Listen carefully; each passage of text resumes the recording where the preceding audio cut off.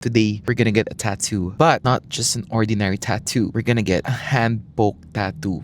When I heard the term hand poke tattoo, akala ko like wang odd levels yung mangyayari. Hindi pala. I saw this hand poke tattoo from my friends, Jacob and Libni. Ang ganda, like hindi ko malalaman na wow, ganyan pala effect ng hand poke. It's so nice. I'm gonna pull up the artist's Instagram here. I stalked her nung nakita ko yung mga tattoo ni Jacob and Lib. And it turns out, jowa pala siya ni Bethany Talbot, the best dancer in the whole wide world. Yung papatato ko, di ko pa sure. Baka the card of Blessed Assurance. This is what I got as my oracle card in the retreat that I had recently with Lib. But I also like some of her flash designs. So, let's see.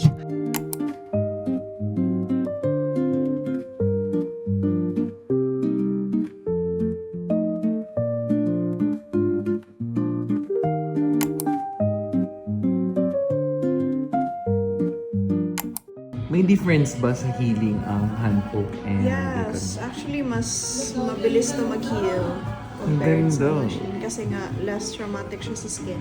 I Hindi siya see. masyado nakaka-damage ng tissue. Nakikita mo like wala din siyang dugo Oo nga eh. compared sa sa machine.